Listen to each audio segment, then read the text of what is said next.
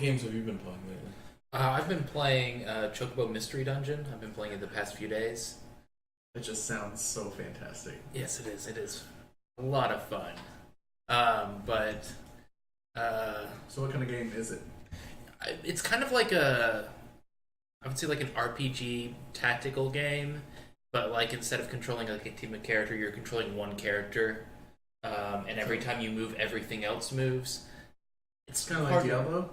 No, like so the map is arranged as a grid, and as you walk across the grid, everything else will move one space or do an action. Okay. So like It's like a train of people. right. Interesting. So like if you are walking up towards an enemy, they might cast haste on themselves, and then you walk up again, and then they do an attack on you. So it's like a turn-based. Kind of, yeah. Okay. But you control like one single character. That's pretty cool, though. Mm-hmm. So movement, does that take a turn as well? Yeah. That's pretty It's very interesting. different. It Yeah. reminds me of almost more of like a tabletop feel to it. Yes, it does. That's pretty cool. But you can also start running through the dungeon really fast, like it's an actual action game, and get yourself killed if you want to do that. Just But- speed run it, basically. Yeah, but there's different jobs, I'm and the Flash. there's different jobs, and as you get those jobs, you level them up with job points, which are from monsters, and each jobs give your chocobo new abilities. So there's like a black mage job where you can cast magic, a white mage job where you can cast protect and shell on yourself and heal things. Well, heal yourself. I don't know if you can actually. So you're like a sentient chicken horse thing. Yeah, except for all you can say is "coo coo" or whatever. Mm-hmm. Chocobo say I can't do a chocobo impression, I mean, unfortunately. that's fine. Yeah, I that's only okay. vaguely know what a chocobo is. Giant chicken. Yeah, they That's are what it giant means. chicken. Yeah. Blood elf mounts. Yeah. Yeah. Literally, yeah. Or giant yellow ostriches. But I'm enjoying it. It's a lot of fun. Good. Cool. I've been dabbling What about you? in Path of Exile. Created a witch character, followed a nice little intro beginner guide. Haven't really played it too much more since last we talked, but got my guy into like mid-level 30s, did a summoner build. Path of Exile is really good just about making you feel like you're super powerful. Despite whatever build you do, it's just about making you feel awesome and just wrecking all of the characters. They're really good at just feeding you that awesome power, just being like, yeah, you're getting better and better and better and better. So you just keep playing and playing and playing. And then I can obviously see where if you just don't tell yourself to stop, that's the problem. Is that they're just so good at that mechanic of feeding you that internal reward. Because you're always getting better gear, then you're always getting, like I talked about before, that gem slot system just, when you get a new piece of gear, it's like you need to sit down and do some fucking algebra and just be like, does this have the right colors that I need? Does it have the number of sockets do I need? Should I spend items in order to reroll the colors or reroll the number of sockets? Are they connected so that way I can use support gems? Is it worth doing all of this trouble just to get 5% more? Like sometimes, your level. yeah, like sometimes I look at it and I'm like, yeah, that's gonna take a lot of time. Just gonna sell it. So do the resources like scale up per level? Like, is there a level cap? You don't. I don't know about the level cap, but you don't get stats when you level. It's literally just based off of your talent tree, and your armor definitely gets more stat points the higher item level. So you're constantly getting better because you're either putting points in to give yourself more statistics, or points in to enhance your abilities, or you're just getting weapons and abilities and armor that just literally gives you raw percentage bonuses. And I've been playing it entirely solo, and it's kind of crazy because when you walk into town, you're like, oh look, that's a person. That's a dude online. He's completely fucking different than me, has like an insanely different build, and they're all low level too because of the towns that I'm at.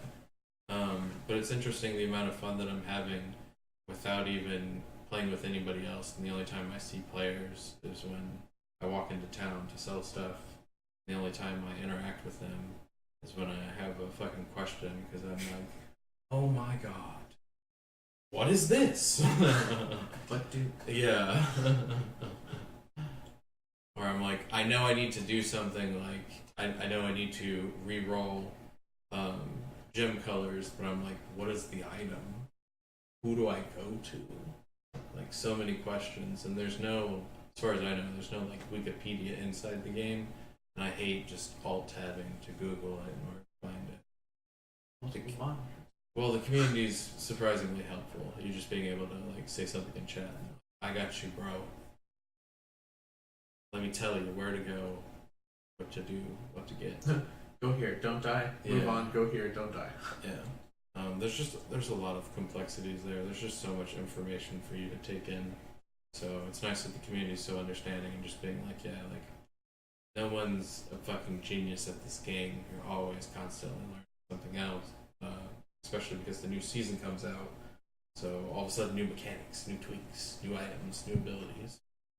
I saw something about them doing updates for pets, and I'm like, you know, that has something to do with the bestiary, and like, I know I like sacrifice my beast in order to like please a god, but I haven't even touched like any of that yet, and I have no idea how you would keep the beast as a pet, any of that, but like find legendary creatures in the game that instead of just murdering them, your guy will attempt to capture them, bring them back. Then you literally, once you have a bunch of different kinds, go to the altar and are like, do these creatures please you? Awesome, I will murder them right now and take all of their blood in order to fuse it into a powerful magical item. Couldn't get any more Diablo. Really just murdering creatures for their powers. Right. Which is kind of cool, especially if the type of creature corresponds with the item bonus effect with it. There's so much stuff. But yeah, that's what I've been playing. Is there any other games y'all want to talk about that I've been playing this week? Nothing too in depth. I mean, I've been doing or did a little bit of RimWorld yesterday. We did co-op, but that didn't end up super well. When you're not prepared for toxic fallout, you will starve. Oh yeah, toxic fallout. I love it though. I love the randomness. That's I figured out an easier. Just build, because I'd even got it going whenever we were playing, but the rice wasn't going to grow fast enough by that point. But basically, you just roof over your areas and you put one of those sun lamps in your field. For sure, that's just one of those things where you have to have the technology already invested, or you're dead. Or you're fucked. But and indoor plants is definitely the answer. I kept trying to make a menagerie of predators that game, and every time I'd get a second predator, another one would die, and I'd be back to one again. And then finally, I got 4 beasts up, and I'm like, all right, I'm done now. I'm gonna get a mega sloth, and then we'll be good. I have 5 beasts. Mega sloth, yeah. And big tank to murder things. So, get all that stuff together, and then the toxic fog comes, and we have to slaughter them for food. Yep. You tried so hard, but RNG was like, get fucked. Yep. Nope. Alright, well, let's go ahead and move on to our first article. There is Google's GDC Keynote. Looking forward to this one. Yeah. It seems pretty interesting. We had talked about it previously. I knew GDC was coming. I thought they were referring to one that was in Texas. I don't know where this was, but it was not in Texas. But Google partnered with Stadia in order to create a new gaming platform aimed at giving the consumer high-fidelity graphics on any device.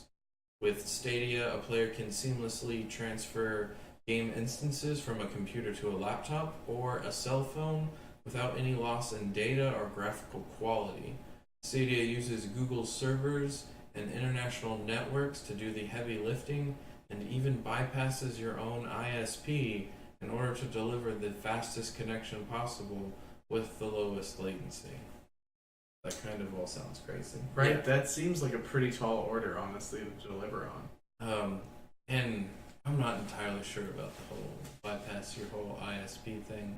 I'm sure they're doing something where it's like, hey, we're supposed to be connecting, and Google's just like, nah, we'll just handle the connection from here out.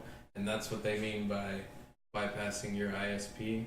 But maybe it is what it sounds like, because they had a guy in the keynote talk about how their company was responsible for building networks on transatlantic sea cable, and that they were using all of these international nodes as the points for Stadia, and therefore the idea was that you're going to connect from your house to that international node automatically to Google. And normally you would have an ISP in between, but now Google's just like, nah, I'll just handle it from here. I'm really curious as to how they're really going to actually straight up bypass the night. Yeah, they talked about the idea is with something similar to a Google Chrome stick, you'll be able to plug it into a TV, and it's going to automatically connect to a wireless network, which will then find the most direct, node that's that international node, which then just instantly communicates to Google, and then back to that node, and then back to you. So the idea is that normally you'd be having the ping go to the ISP goes to the website goes back to the ISP goes back to you. And they're like, nope. Once we establish that connection, ideally you don't need the ISP in between. It's just super funny because that's also, set up for a whole different other things, in terms of. You could set up the internet where like you don't need the ISP anymore at that point, where individual servers are basically handling the communications. It's kind of an ingenious networking feat, to say the least. This feels like step 3 on a supervillain's plan to take over the world. I mean, I was like, there's so many like technological questions and like things that are just like how and how effective, and, how consistent. Yeah. Can you play online play with this? How many people can? That's the sole idea, is that you're having such a. They talked about it's already going to be 4K, 60 frames per second, and you're going to have minimal latency, like less than 10 milliseconds. Ideally, 3 milliseconds, which is just like, that's the golden area. That's like. I'm connected to the server that's located in my city that's like right there, Maybe that's why they build server farms in a lot of major areas. Yeah. You'll always find one for Dallas. What if they're making their own separate area?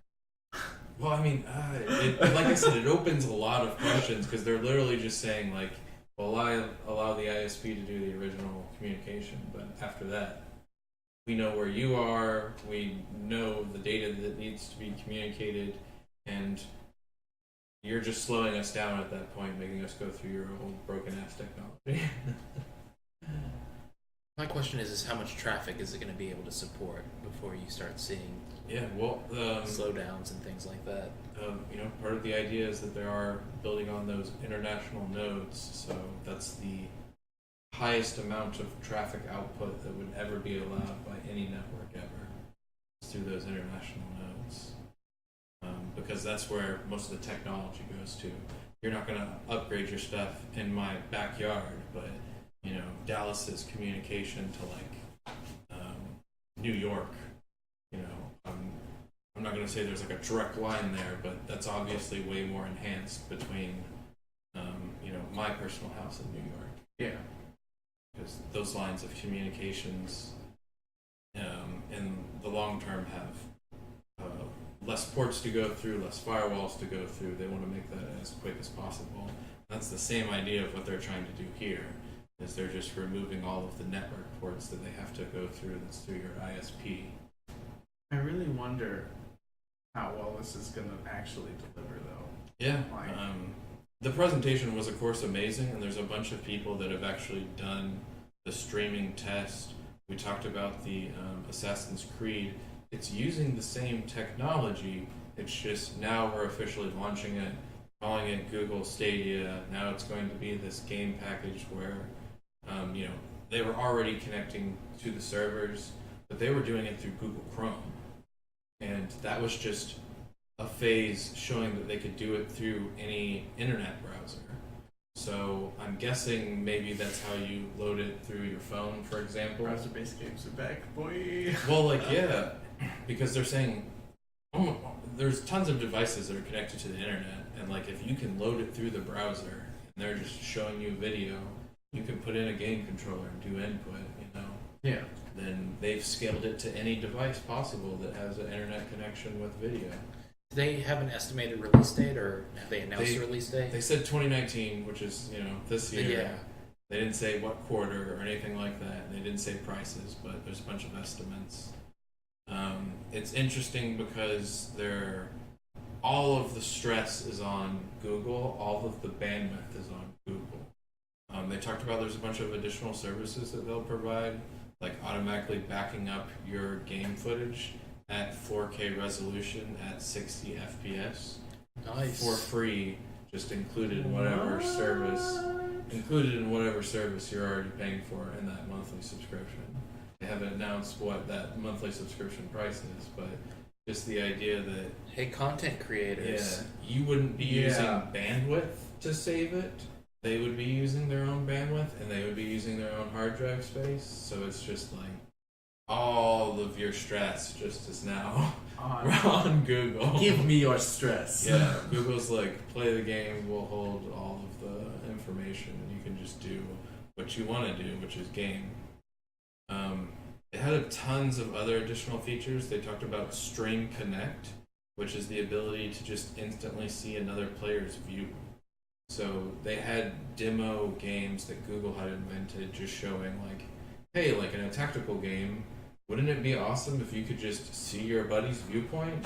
Look, now here's a screen, and here's player 2 and 3 and 4 and 5 and 6. It's like that old land warrior concept that the U.S. Army had. I mean, insofar as you have a visual display of your and they're able to do that because they're all on Google's network. You're all playing on the same. I feel like that's for really high level stuff because just in a FPS game or Overwatch or something where you could just physically be I need to see where you are, and it's bam, and it's you hardly have to do anything. Google's basically saying I can handle that. If you program in the ability to show another player's viewpoint, I can instantly show it and then identify it as, hey, here's Charlie's view, here's Bobby's view. But I assume that only works if... No, that can only work if everybody's using that service. Correct. They would all be on Google. Yeah, but it encourages that. Yeah. And this seems really interesting because I know my computer, I need to upgrade it to play some more current games. Yep. But with this service, I wouldn't. I wouldn't to have me, to be playing the rat race. Yeah, to me, the idea is that you literally strip away the need of a high-profile gaming PC. The people that go and spend $2,000-$3,000 on a gaming rig by getting 2 fucking graphics cards, doing SLI crossover, and just throw in $1,500 at graphics cards so that they can play things on 4K 60 FPS. You don't have to do that anymore because Google's just our servers can handle that, and I'm just gonna port you the video and you just give me the input. Even Steven, that sounds fucking great. Why should I make my computer do all the work when you've spent trillions of dollars on infrastructure and it's just sitting around? And it's a win-win situation for them. And it's great for us. Yeah, honestly, depending on the price point, by the time you would have paid enough to get a PC, the PC that you would have bought would have already gone obsolete. Yeah. So. And I'll jump into the estimate price points a little bit later. Some of the other features that I talked about was crowd play. Literally on YouTube, just seeing a streamer play and then being able to click a button and you queue to play with that streamer. Oh. Because if it's embedded You into could have multiple queues running at once. You're just like, hey, Yeah. my 6 favorite streamers of this one game are playing at once. I'm just And gonna when- hop in queue for yeah, each. when something pops, you instantly get to jump into that game. And they talked about what was it called? Save states. Save states basically are the idea of, you know, you're in chapter 1, and you're in this specific position in this game, and you're, you know, 15 minutes in, and you're located northwest at geographical, you know, location X, Y, and Z, and you have 5 fucking bullets and 2 grenades. They can save that state. You can link it to your friend, and your friend can resume a game from that point. If it's a multiplayer game, then they can just hop in right where you are. If it's a single player game, then they can now just compete against you playing the exact same game at the exact same points in time. So arcade games like Devil May Cry, where people are like, hey, I'm on, you know, the hardest fucking difficulty, and I scored, you know, this number with, you know, double S status. Can you beat this? It's like personal leaderboards. Yeah, you can literally share it, and someone can click that link and play that game right then and there and compete against you. It sounds like it saves the exact state on top of that, so you don't have to worry about RNG. Yeah, exactly. The idea is that you're literally playing the exact same one that the other person is doing. So for speedrunning, that could be amazing as well. Just finding the perfect setup, saving it, and then being like, all right, everybody do this one. This is the golden one. This is the golden run. They also talked about having Google Assistant, which is kind of funny, but the way they showcased it is, you know, when you're playing a video game, and I talked about this before with Path of Exile, just having to alt-tab or having another monitor, and you having to like go up on the internet and find like a tutorial video or something like that and try to figure out how to set something up in game. They're like, we're just going to throw Google Assistant in there, and Google Assistant is going to know what game that you're playing, and you can just ask it for help and tips, and it will just pull up videos and tutorials for you. And I'm like, that's pretty cool. So you could literally just say, you know, hey, I'm having trouble on blah blah blah, can you find a video for that? And it'll be like, sure, and literally just pops up with it. Or if it's just text information, it'll literally just be able to read it off. You won't have to change or do anything else. It seems kind of silly, but it also kind of seems amazing, because it's like your AI friend is now helping you play. Who needs a guidebook when you have Google Assistant? Yeah. It just sounds like a buzz marketing campaign.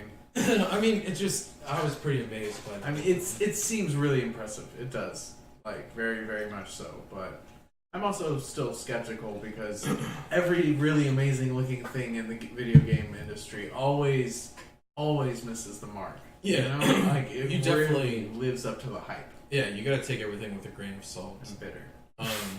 Yeah.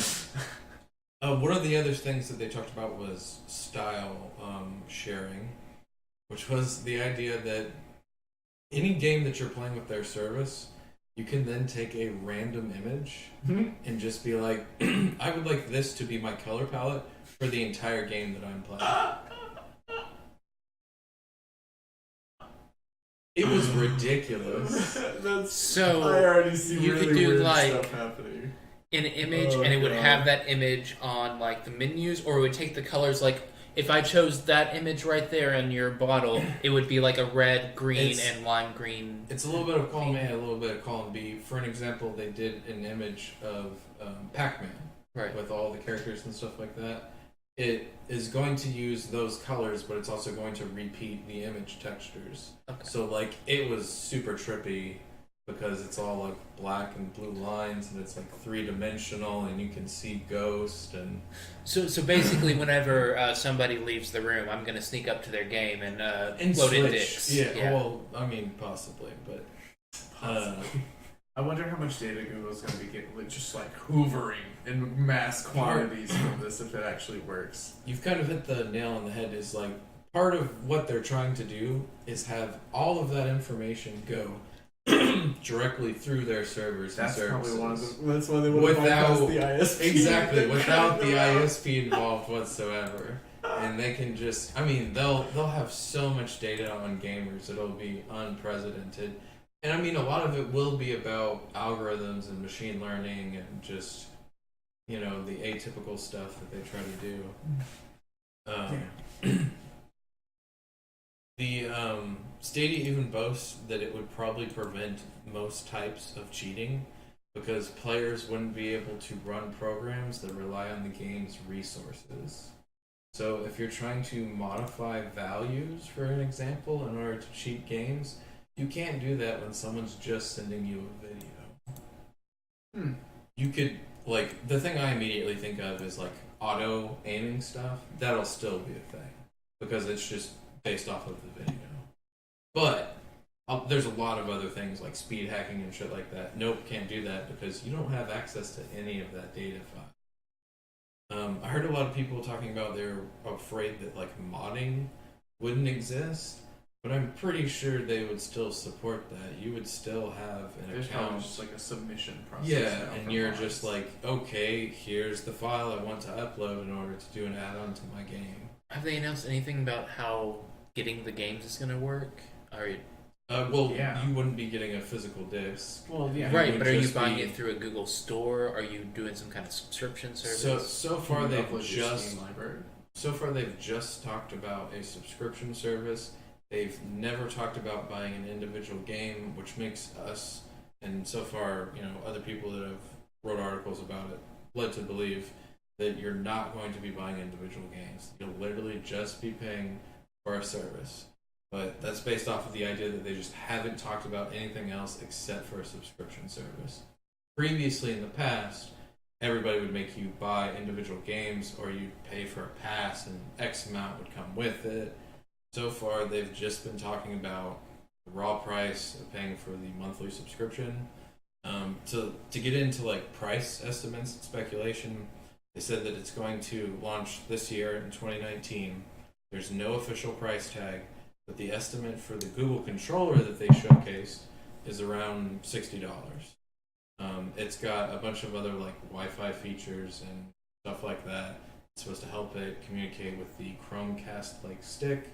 Chromecast-like stick is around $40, and you know, tossing numbers out there, they talked about monthly subscription estimates at like $15 a month. So you would probably invest about $100 in order to get access to the service because you would probably need that controller and you would need that stick. You know, if you're gonna play like on a TV or something.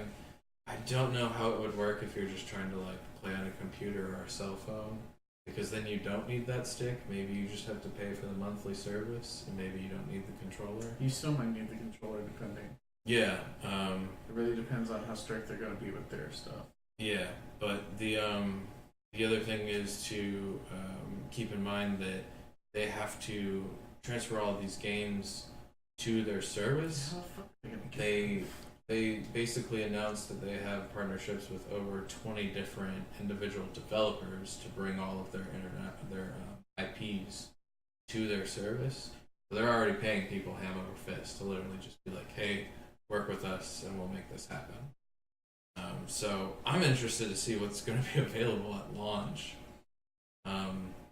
The fact that like Assassin's Creed's on there, I'm not a big Assassin's Creed fan, but I wouldn't mind trying it out for the service just to play Assassin's Creed, because it'll be an assassin-based game, and you'll instantly be able to tell if there's just terrible latency and you can't play.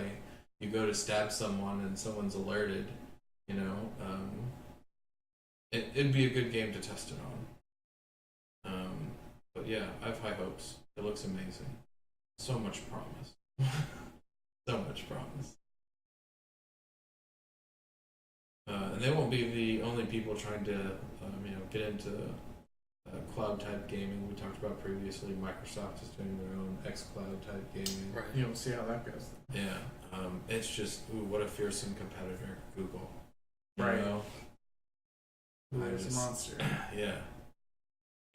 We'll go ahead and start with our next article. Epic debuts some Unreal demos. Unreal being the dev kit, the infamous game engine from Unreal Tournament. Epic showcased 2 new demos in Unreal, which featured their new ray tracing technology. Ray tracing is a method of calculating the trajectory of an object and the light passing through it in order to create a photorealistic rendering. It looks pretty fantastic. It does. The demos were basically a minute or two that were rendered cinematic scenes. They looked super nice and super good. The process is basically really highlighted the low light conditions, and it's primarily limited to cutscenes due to the time that it takes in order to render the scenes. So although it looks amazing, it's definitely just reserved for pre-rendered cinematics. Oh yeah. You're not going to see gameplay like this anytime in the future. If you did though, that Yeah, like it looks like you're really there. And it's like, well, who knows how many hundreds, if not thousands of hours it took to render said piece. Are we gonna start seeing movies being used in with Unreal? Actually, the second teaser in this is from a movie that was shot in Unreal. I was gonna say, there's actually movies that have already been done in Unreal in video game engines before. I want to say Titan AE might have been one of them. Oh wow. Yeah, like you'd be surprised because game developers like movies too, and it's standard for you to set up a cinematic scene the same way you're going to set up a movie. So you just have to do 100 times the amount of work and make it 60 times as long. Yep. But yeah, we'll link the Unreal demos. The Unreal demos were pretty impressive. It really showcases their new ray tracing technology. If you follow the links, I'm sure you'll be impressed by them. They're definitely photorealistic. I think you can, of course, still tell that. Yeah, Well, no, it's pushing that uncanny valley for me. Yeah. This one right here, I don't think was meant to be as photorealistic as the other one. Well, it's about different stuff. The other one's Yeah. really good about scenery. Like its rocks look so realistic. They did though in the beginning. Yeah. I was audibly like, dude. Yeah. This one's like specifically about light though. Well, It's in a low light format, and there's mystical, magical creatures picking up its crown, and like look how realistic that scenery is. And Look at the light Well, yeah, reflecting in those gems. But this is also an actual movie. The other one was just a short. Yeah. But yeah, it's pretty ridiculous. Particle effects, stuff like that.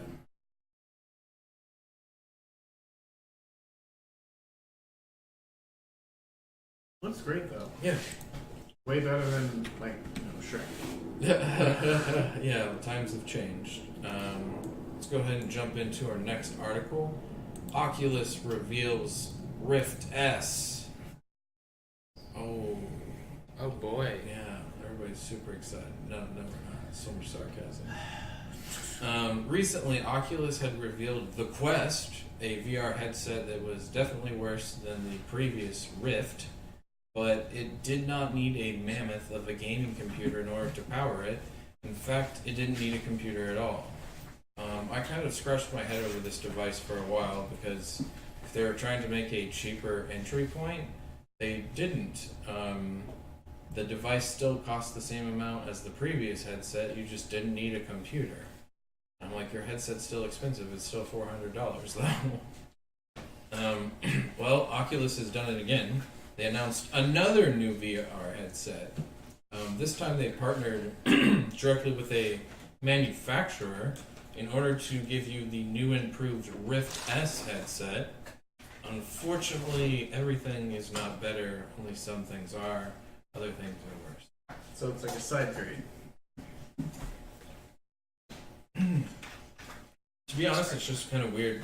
They talked about the screen is increased to 1440p, but I mean, it was originally 1080p.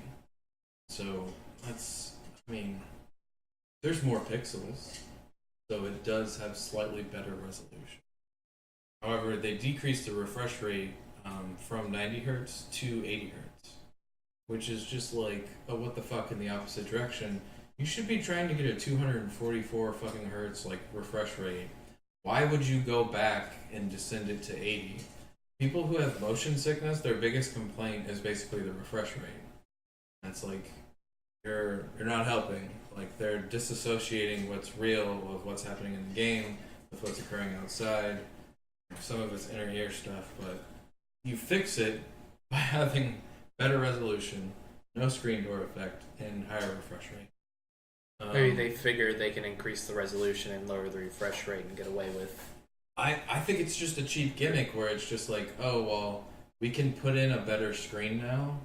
It's just not high enough refresh rate. And so they're just like, well, we need to come out with a new product besides just the Quest. And I talked about previously, John Carmack was really like the inventor of VR technology. He was originally with id Software, did Doom and a bunch of other video games. He left id Software in order to found basically Oculus and help them out with this type of technology. And all he wants to do is build those like Matrix style headsets. Like, you know, he just wants it completely realistic. And he left because Zuck just refused to do it. He wants to make cheaper ones. And to me, this is kind of just another cheap one. It's a slight upgrade. It's slightly better, but it's nothing groundbreaking. I think you should be ashamed if you're trying to call this version 2.0, which they didn't. They called it S for suck. But yeah, I'm surely disappointed with Oculus. I thought they'd have all that money, they'd be the champion of the people, but it suck. So, just here to mind your brain.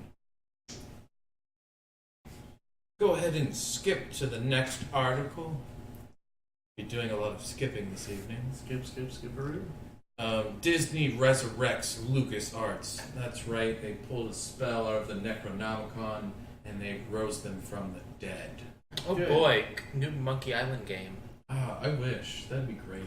I mean, I would rather they just put out good content. Have you played Monkey Island? No. Oh man, you're missing out. Best, one of the, well, I wouldn't say best. Really good adventure game. Top 10 point and click. Originally we talked about Disney was fine with EA having the rights to Star Wars, but it seems like they might change their mind in the future. Yeah. This is either a warning of, like, get your act together, or we're not going to renew your contract. I think it's the latter. I think they're basically saying there's no way in hell we're going to renew your contract, and, they basically started hiring for LucasArts. LucasArts had been out for, I think, 5 or 6 years. They actually had published something, I think, in like 2013 or 14, which I was just baffled by. But they were used rather recently as publishing, but now they're back in the original form as a game developer for the Star Wars franchise. They originally brought you such infamous titles as Battlefront, X-Wing, and of course, Knights of the Old Republic. Oh, KOTOR, I miss thee. Yeah, KOTOR is great. Yeah. New positions for the company were listed in job descriptions, including help build the next great set of Star Wars and Lucasfilm heritage products, and approval of interactive products and incorporate Lucas IP such as Star Wars film and television properties, i.e., we're going to be making Star Wars games. So that's kind of definitive. More or less. Star Wars games. I mean, obviously, it sounds like they're doing stuff based off of the new movies, but they mentioned television properties, so we're going to see some Mandalorian games? I doubt it. I mean, I would love it. Hey, Mandalorian word games. I play that. Thanks, KOTOR. It just... Some kind of bounty hunter game. No, yeah, I play a bounty hunter game. It'd be fun. I don't know. If you could pick a time period in the Star Wars universe, what time period would you pick them to put a game in? Hyperspace War.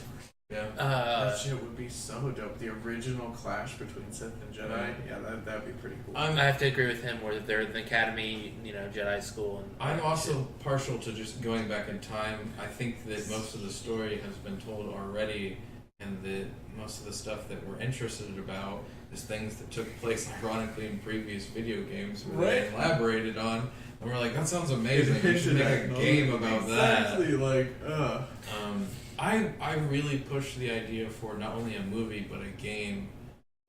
Once again, just on the dark side, where I want to play a Sith that's just like you're on the Sith planet and you know exactly what's going down, and you're evil and you're bad, and you know eventually you're gonna have to go carve up some Jedi. I love it playing the dark side. I think playing evil, or I think playing good, is boring. So I enjoy being a paragon of justice, Brian. Well, fuck that. That's why I like KOTOR. He can be evil. Yeah, it's just like hardest way to play that they're game. Getting corrupted. Yeah, well, I mean, dude, being a Grey Jedi is like the hardest way to go because you actually have to like balance your choices. You gotta think about things. Exactly. More depth like to the my game. karma, the scales. Can I take these Paragon points, or is I it going really to push me want too to, light? yeah. Because I don't want to lose my dark side powers. It was so much fun. It was. I miss it. It's so good. Maybe they'll be making a new KOTOR game, and it'll make the other KOTOR games canon. It would be interesting. They had previously talked about EA had an original KOTOR-esque game that they had canceled because they wanted to make something quicker in line with the movies, which just makes you roll your eyes. And yeah, look how well that did. Yeah. Where's that game? Exactly. You suck, EA. Yeah. EA bad. Gaming circle jerk. AAA games usually take 3 to 5 years for a development cycle, so it's likely we won't see the fruits of these people's efforts until 2023, but it is a promising turn for the franchise, which had been beaten to death by EA's abuse of microtransactions. I wouldn't say the franchise has been beaten to death, but below below sales projections, you bet your ass. EA has dropped the ball on so many levels. Yeah. I'm happy that they're resurrecting LucasArts. Oh yeah, me too. I'm not happy that it sounds like they'll be taking over. No. Yeah. I'm not interested in any game that's gonna come out from EA and Star Wars franchise in 2 years. Yeah, EA doesn't release quality products anymore. Yeah. But for I believe our last article, more Epic exclusives. This one is super disappointing. Yes, Epic continues to flaunt its Fortnite money and seems quite happy to bribe developers to put their game on Epic and specifically not put them on Steam for the period of 1 year. Fortunately, the practice seems to be working out because The Outer Worlds just joined the list. So I won't be playing The Outer Worlds. For at least a year. Yeah. The reaction from the community wasn't subtle. People are angry and upset, but let's face it, they basically bribed them millions of dollars, and there's little we can do about it. Yeah, I mean, honestly, you can't fault a developer to be like, hey, do you want a payment incentive to not sell it on this platform for a year? Like, you really, that's a pretty easy choice where you're like, sure, you mean I still get to sell it there a year later? Okay. I can wait a year if you're going to pay me this money. Yeah, when you look at it from the business perspective, it is kind of cut and dry almost. Yeah. Which is depressing because it seems like the consumer gets left by the wayside, and we really do. Because who wants to use this store? Yep. Reddit gaming threads alluded to boycotting the game and pirating the game as a response. Some of them said they'd just wait for the Game of the Year edition to be on Steam, which would probably sell for half the price anyways. Console players, on the other hand, were basically shocked because they simply didn't understand the drama behind downloading a new launcher. After all, their exclusives require them to buy a whole new gaming system. And I mean, while I guess in terms of overall general gamer, that's a somewhat valid point. But sucks to suck, get on PC. Yeah, my point would be that they're not actually exclusives because we're literally talking about PC here. It's not the case of it not being on a different type of console or it not being on the PC. It's the idea that we're only going to sell it in not a specific store. It's not even an exclusivity to a store. It'd be one thing if it was literally only sold on the Epic store. But ironically, you can sell it on Microsoft Store, Oh yeah. which is just a real head scratcher because that really just tells you that they paid them money specifically to not put it on Steam for the period of 1 year.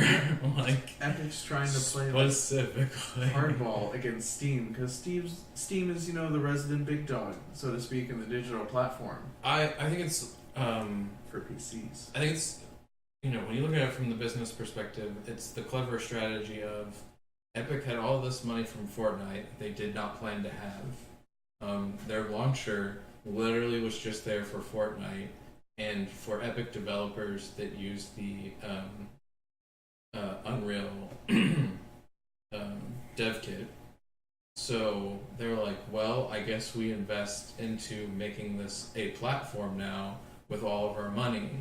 And the moment they do that, everybody's like, no, why the fuck would I do that? And they're like, well, because I'm giving you millions of dollars. Mm-hmm. Which, of course, would work for any developer. So it's a very clever business strategy in order to temporarily dominate the marketplace for a short period of time. So good on you, asshole, whoever came up with that. Right, like, I bet that guy got a bonus. I'm sure he got a fucking raise. What if, now hear me out, we paid them to not sell it here? Yeah, I really roll my eyes at it. Like, it is, like, completely anti-consumer. Oh yeah, very much so. Like, whether there's, like, it being legal or not, it's just, like, Well, it's definitely legal. It's just, well, yeah, just the idea is, like, it's anti-consumer, so you shouldn't try to support someone who's literally trying to fuck you over. If you are, I really do question your priorities and whether or not you're a masochist. Well, at that point, I feel like they would have stronger feelings about the actual developer rather than the platform. Whereas myself personally, I definitely care more about the platform than the developer. Don't get me wrong. And this is definitely one of the cases in which the developer doesn't make that decision. They didn't, of course, know about it, and it's the publisher saying, yes, I will take millions of dollars. Well, I don't know if Obsidian is actually... There's another article talking about Obsidian didn't know about it. It's just not linked to Duke. Okay. So it's just, people in suits made decisions, and it's not our fault. We didn't know about it, and it's like, Sorry, well, guys. it just leads me back to maybe you shouldn't have a fucking publisher. Well, I mean, there's no... Use a bank, you fucks. A bank's not gonna loan a developer They that will. kind of money. They won't. They won't. They will. They will loan them millions of dollars. They will prove that they have successfully made games in the past. They will do it.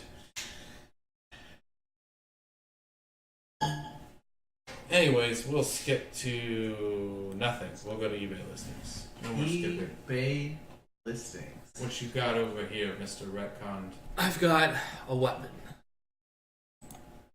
A Blizzard 5-year employee sword from 2018. That's sad. They must be on hard times to be selling that. Well, a bunch of them got fired recently. That's true. There it is in its styrofoam casing. Man, that is really sad. The hilt.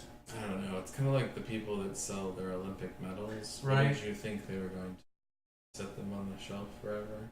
Yeah, not everyone is so financially secure that that's capable. Yeah. I actually like this little Engravings. Yeah, on the blade. That's pretty sweet. It's a very detailed. Do you know what that's called? What's that? What's that Actually, called? I don't know what that's called. I think it's called a bloodline. But I'm not sure. Is it a Kekin bloodline? Kekin Genkai? I don't know. There's the tip. We'll have Just to the call tip. The them tip, original. just the tip. Actually, Yep. that's more. Well, like, a little bit more. Timber's jack. Forged steel, just the tip, my lord. So here you can mount it, and people will believe you worked for Blizzard Mount your sword, you say? for 5 years of meritorious service with Blizzard Entertainment. I wonder 2018. if those hands in the phone.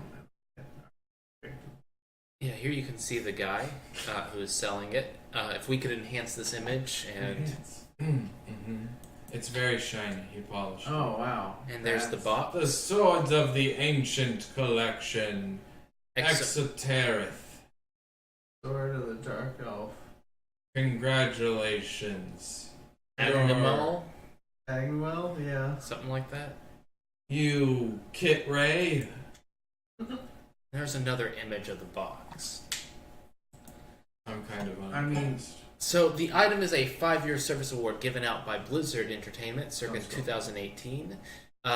It is the Kit Ray Exotath sword, which has a 32-inch false-edged, 420 Edge. false-edged. Yes. 32-inch. So Shit is a sword only for you. only a samurai known as Batosai the Manslayer Oh my could wield God. it properly. 32-inch false-edged, 420 J2 stainless steel blade with special dark iron finish, deeply fulled and accented with etchings of mystic rune-like characters. Sword features leather wraps on the sword and hilt. Overall length is 45 inches. While the sword does not have a sharp edge, it's still a weighty piece that could cause harm if used improperly. This is not a toy. Sword comes with a wall mount, which has a custom plaque denoting the award, name photoshopped out of picture. Awesome. Other than opening the box for inspection and photographs, the item is brand new. Shipped via USPS Priority Mail in 2 separate boxes, sword package and wall mount package. So, gentleman selling his award. So, I do want to have some caveats here. The auction just started and there's only one bid. So the price could raise. Well, why we contemplate? Will you save me from your cat scratching? Thank you. You're welcome. My hearing is so sensitive. Thank you. What do you think, Calabash?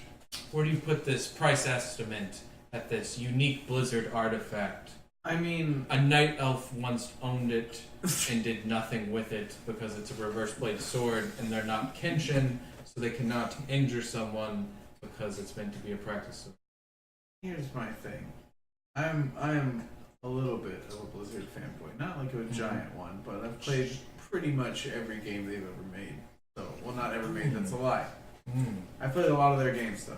Yeah, we're not that. And I would not pay anything for that. I would not want that. So I'm gonna say like at max like $300 Oh maybe. man, I feel like that's super I'm generous. right up there with you. I was gonna say 350.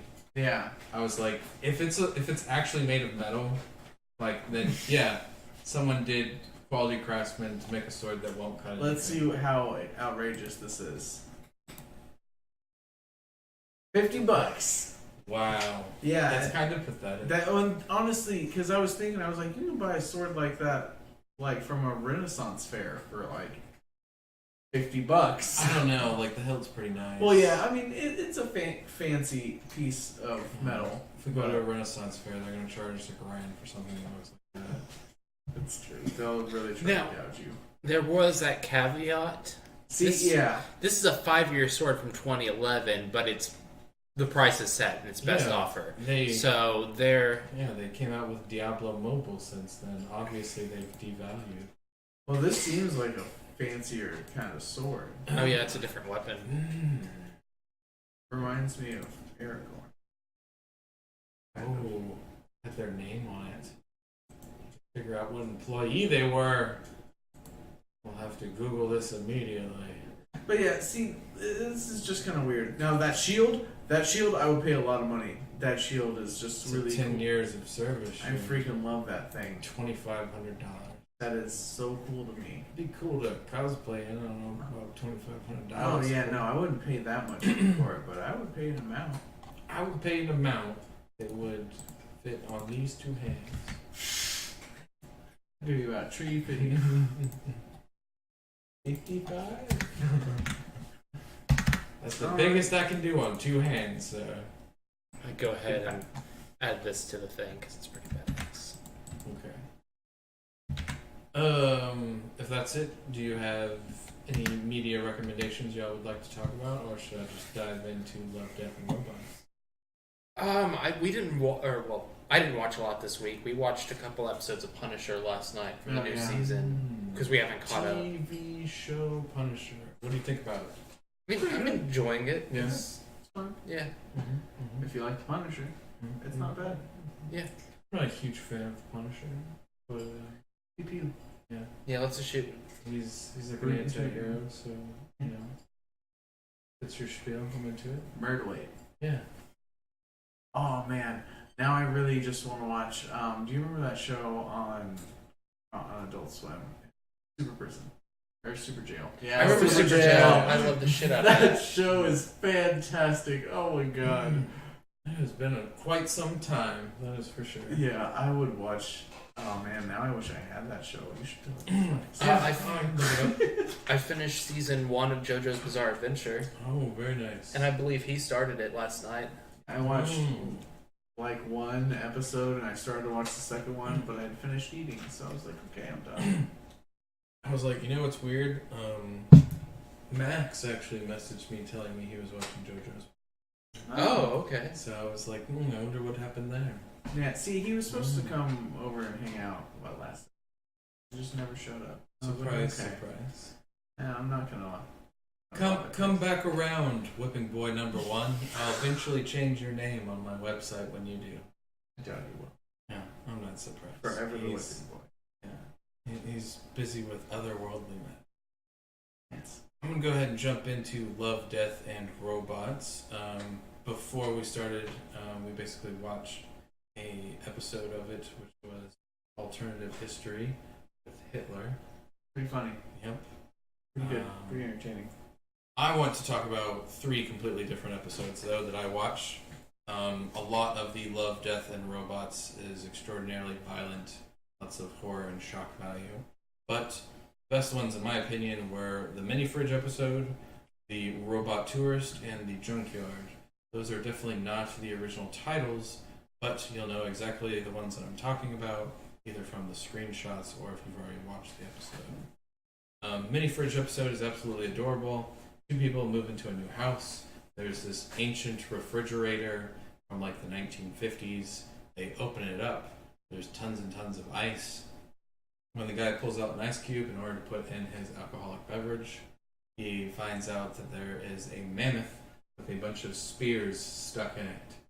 And he is just like, okay, that's weird. I guess somebody was into making some, 3D sculptures or something in their fridge. So his girlfriend or wife then goes and digs out the rest of the ice and finds that there's an entire civilization in their freezer. Whoops. And then That's super weird. yeah, they then watch it as it goes through time super fast, and it goes from a medieval to industrial, spacefaring. It's a crazy weird episode. So is it like every episode's its own story? Yes. Okay. Don't have anything to do with each other. When I saw the trailer on Netflix, I guess it was one single episode that the trailer was from, so I just assumed it was about fighting robot stuff. So I'll actually start checking that out. They're all very, very different. Sounds pretty nifty. The other one I watched was Robot Tourist. I was talking to you about this earlier. In the post-apocalyptic future, all the humans are dead, but there's a handful of robots that are still around, and these 3 of them. I'm sorry, I'm just so fine. distracted. He's just I've been digging watching in his it too. fucking glass. Something fell in there, like some dust or something. I'm not gonna drink it. Okay. I don't know. Sorry. Oh my god. 3 robots basically go around the city and are tourists to this post-apocalyptic civilization where they're trying to figure out what humans used to do and how humans used to do things. And of course they have a horrible misunderstanding of the most basic things that we used to do.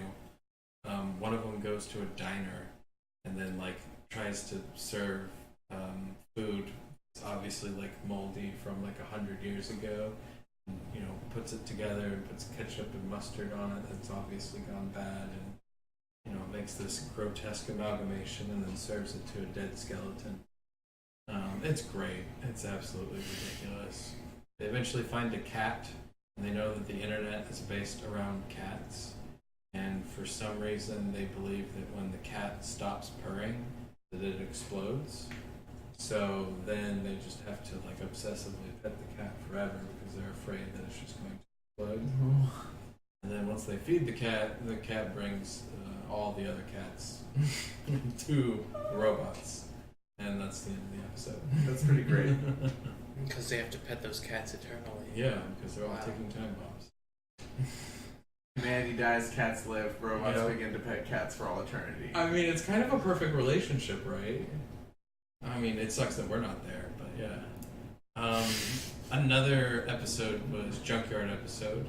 There is a horrible insurance guy that just like goes around and like buys out stuff and forecloses on shitty things like junkyards. And he's basically coming in, and the guy who lives in this junkyard is an ignorant old man who clearly has like senile problems. And he just lives in this filth.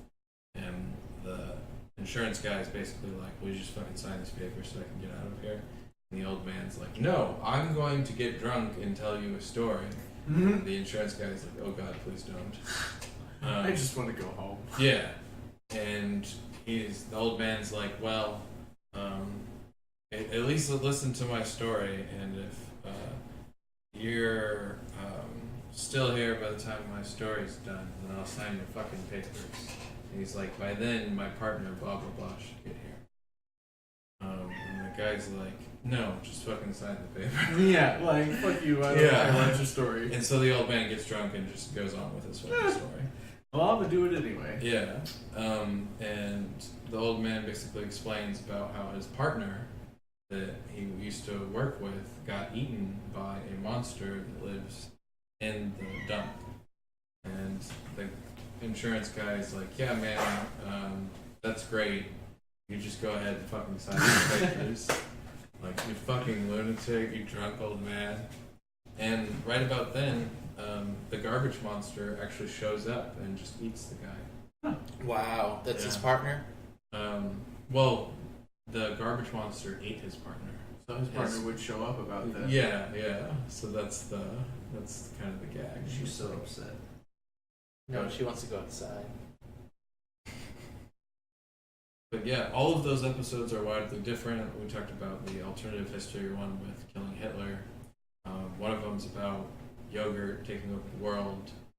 And then there's like some really violent stuff about like robots massacring each other, controlling aliens and having aliens pit fight in a ring. There's one about a body hunter. It's just all kinds of crazy weird stuff. But yeah, I at least recommend the individual episodes that I had just talked about, the Mini Fridge, Robot Tourist, and Junkyard. Really not sure if anybody's into the other episodes, but you can find it on Netflix or you can pirate it like me. So did you watch the first season or whatever is on there? No, I didn't watch all of them. I Okay. literally picked and choose because I was like, I can already tell from some of the stuff I do not want to watch them. And I read the premises and I'm like, yeah, I don't want to watch. How many episodes are in that in the I think season? there's like 20 something. Okay. And they all range from like 7 to like 17 minutes. Okay, so they have variable. They're short though, because like the 7-minute one, that was like 5 minutes because there's intro credits and exit credits. Yep. Right, that Hitler one was really short, and I was Yeah. wondering if all of them were that short, but I guess. So unfortunately, the ones that are longer seem to be worse. Like the ones that I was just like, oh, you know, it's got that M. Night Shyamalan twist in the end just to have a twist. What's a twist? Yeah, those seem to be the longer ones. Definitely not something to watch with children in the room or with your parents. Things get weird real quick in those. Mm-hmm. Well, I mean, if you and your parents are weird, then maybe No. some kind of weird situation. No one No. wants to watch that with their Yeah. parents. There's some really weird situations in those short little animation films. But yeah, I think that's all I want to talk about for media recommendations. I hadn't really been watching much else except for British quiz shows. Because that's what I like. Any interesting ones? I've just been watching the 8 out of 10 Cats, which is just their British quiz show where they talk about daily things, and then they do 8 out of 10 Cats do Countdown. Do you know what Countdown is? No, I don't. It's a British show where they basically either scramble a bunch of letters together, and you then have to figure out the biggest word you can spell with all of those letters, or they do a number version where you have to find the number using multiplication, addition, and subtraction. So it is the geekiest, nerdiest thing you can fucking think of.